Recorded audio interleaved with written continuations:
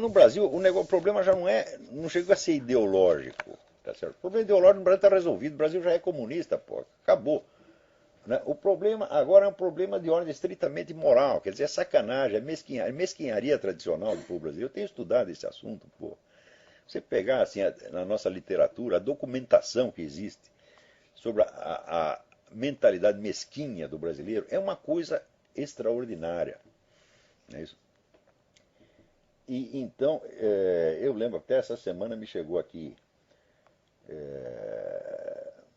dois artigos, um que o sujeito apresentou num congresso de história agora em 2011, e ele se referia ao que um outro camarada tinha falado em 2002 a respeito do Carpo. Eu digo, a única preocupação dessa gente era o seguinte: nós temos que enterrar esse tal de Olavo, porra, tá entendendo? Temos que sumir com ele, né? Ele desenterrou o Carpo, nós vamos enterrar ele, né? Era a única preocupação, a única. Meu Deus do céu.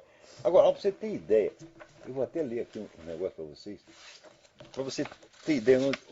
Não está pronto ainda. Quando estiver pronto, eu coloco na internet. Mas olha, quando saiu o primeiro volume dos Ensaios Reunidos de Otto Maria Carpo, recolocando à disposição dos leitores um dos bens mais preciosos e injustamente esquecidos do patrimônio literário nacional, a inteligência esquerdista, culpada ela própria do esquecimento, reagiu com aquela mesquinharia, aquela baixeza, aquela calhordice que faz dela, no cenário intelectual do mundo, um fenômeno único e incomparável.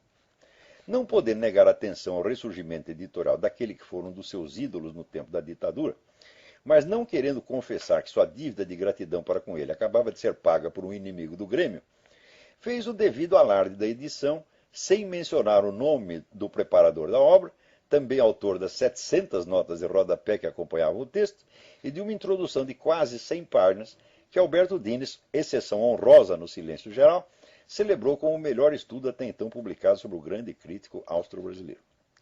Nem todos os enfesadinhos, no entanto, participaram uniformemente daquilo que na época chamei Operação Vaca Amarela. Alguns apelaram a outras formas de boicote.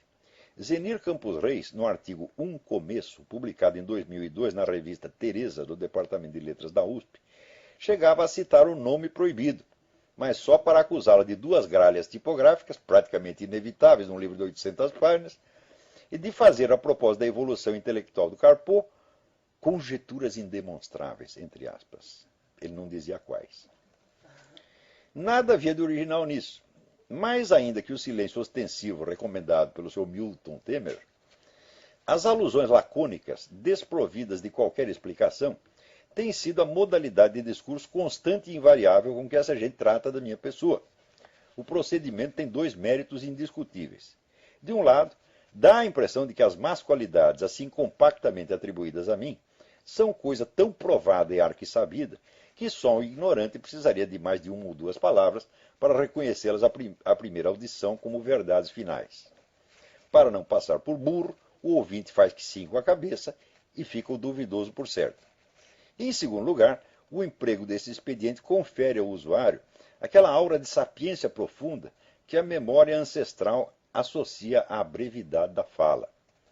Pacheco, o personagem de Essa de Queiroz, descobriu a fórmula: digas pouco para que imaginem que sabes muito. Foi assim que, sem nunca ter dito ou feito nada que prestasse, granjeou fama de gênio. Tal foi o método do professor Reis, como hoje o de Caio Navarro de Toledo, João Carlos Quartino de Moraes e tantos outros.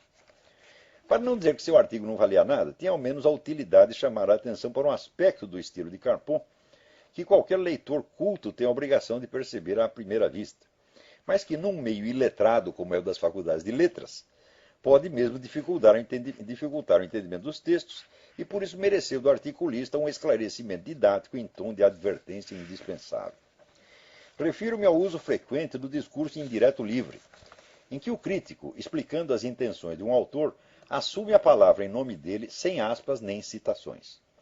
Esse é um dos encantos mais típicos da prosa de Carpo. Só analfabetos funcionais podem falhar em distinguir aí, por instinto, o que é a opinião dele, o que é do autor comentado e o que é a ambiguidade proposital, expressão artística de uma dúvida em aberto. De fato, isso é muito gostoso no Carpo. Né? Ele está falando, de repente, ele está falando como se ele fosse o autor que ele está comentando. Né? E você às vezes não sabe se ele concorda com aquilo, se ele não concorda. Mas é ambiguidade proposital, é muito gostoso esse negócio. O leitor que necessita de explicação para isso já perde 90% do prazer da leitura. Está como o sujeito que na primeira noite da lua de mel peça à mulher que o espere na cama, enquanto ele se prepara estudando um tratado de fisiologia do orgasmo. Não escrevo para esse tipo de leitores, mas o professor Reis parece que não tinha outros, donde concluiu que a inépcia deles era normal. Quanto às conjecturas indemonstráveis, foi preciso passar-se 9 anos para que finalmente eu soubesse a que se referia aquela expressão, em si mesmo um primor de imprecisão vocabular. Conjecturas não se demonstram, confirmam-se ou impugnam-se, e a confirmação ou impugnação é que por sua vez se demonstra. Descobri o sentido da insinuação graças ao comunicado Reacionário Progressista, a disputa acadêmica e editorial em torno da memória de Otto Maria Carpo, de Eduardo Gomes Silva, apresentado ao 26º Simpósio Nacional de História, da Associação Nacional de História. A sigla é ANPU.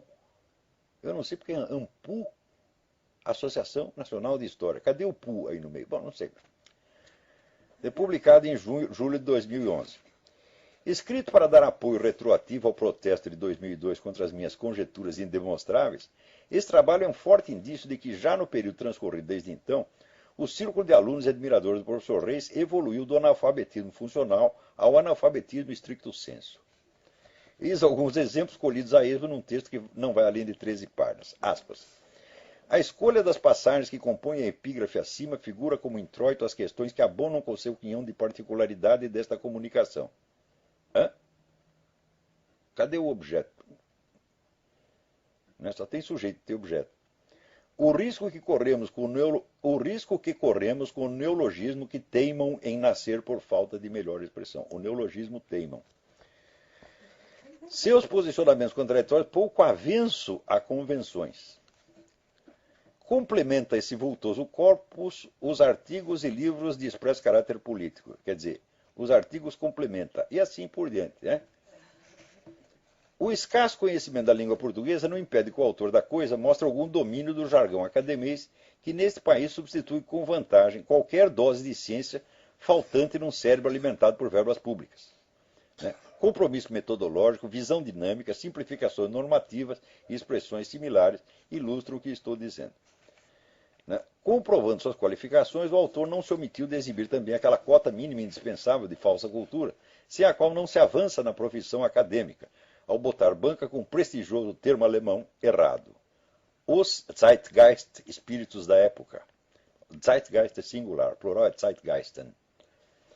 Então, assim vai. Quer dizer, essa mania de fazer citações, usar palavras em línguas que o sujeito desconhece.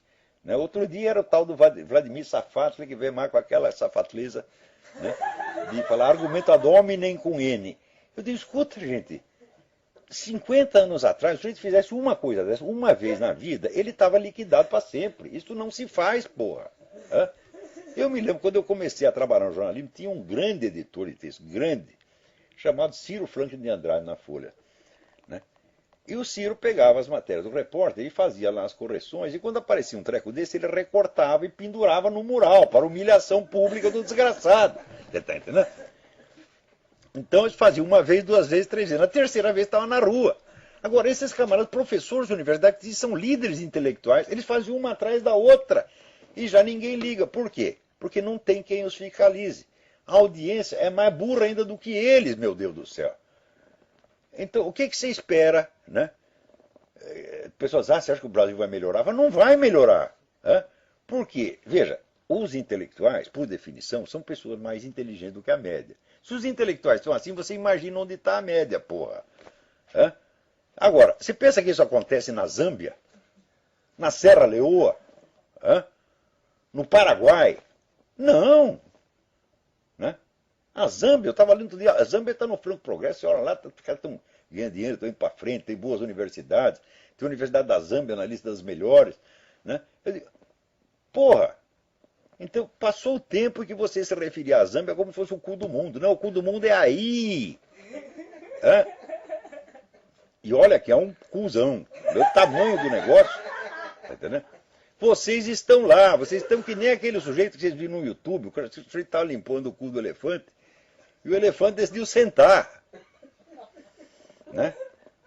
E o cara ficou lá dentro atolado. Quer dizer, foi sorte dele, porque se não entrasse, ele seria esmagado. Mas vocês estão no cu do elefante, gente. Vocês não perceberam ainda, não? Quer dizer, a coisa é muito desmoralizante. É terrível o que está acontecendo no Brasil. Não tem paralelo na história do mundo. Quando você fala que foi uma onda de estupidez que se abateu, sim, nos anos 30, por exemplo, o pessoal acreditar naquela pataquada nazi-fascista, então fala, bom, é um vexame intelectual. Fala, porra, mas os intelectuais nazifascistas sabiam escrever. Se não soubesse, ninguém ia levar os caras a sério. Levava a sério justamente porque escrevia bem, era pessoa inteligente. Então, quer dizer, a estupidez estava no nível ideológico, mas não no nível gramatical, não no nível lógico elementar. Não é assim.